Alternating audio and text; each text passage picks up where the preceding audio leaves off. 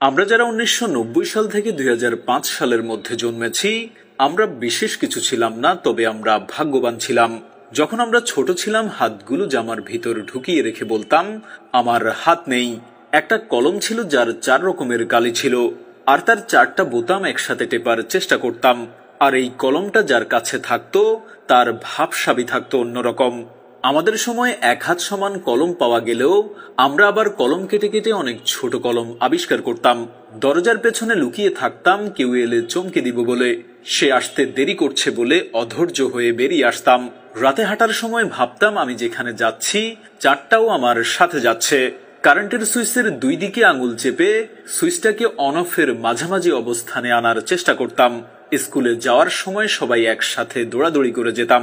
ক্লাসে কলম কলম খেলা, খাতায় ক্রিকেট খেলা, চোর ডাকাত, বাবু পুলিশ, অবু ১০-২০ খেলতাম। অনেক সময় স্কুল ফাঁকি দিয়ে কয়েকজন বন্ধু মিলে ঘুরতে যেতাম, আড্ডা দিতাম, আরো কত কি।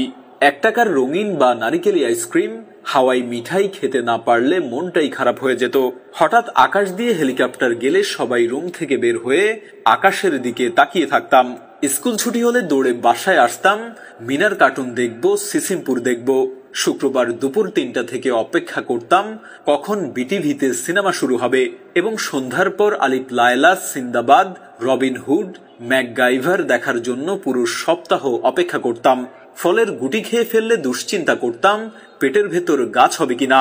মাথায় মাথায় ধাক্কা লাগলে শিং গজানোর ভয়ে আবার নিজের ইচ্ছায় ধাক্কা দিতাম। কেউ বসে থাকলে তার মাথার উপর দিয়ে ঝাঁপ দিতাম, যাতে সে আর লম্বা হতে না পারে।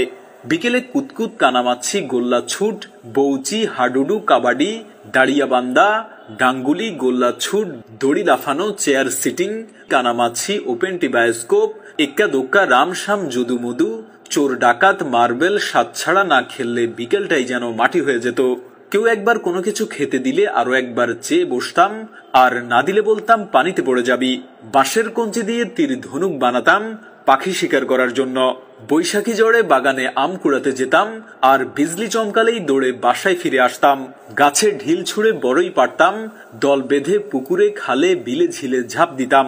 কেউ চাল, কেউ ডাল, কেউ আলু, কেউ বা মশলাপাতি দিয়ে জোলা ভাতি রান্না করতাম এবং সেগুলো মজা করে খেতাম। ভোরবেলায় দল বেঁধে শাপলা তুলতাম, নারিকেলের ডগা কেটে ব্যাট বানাতাম এবং সেই ব্যাট দিয়ে ক্রিকেট খেলতাম।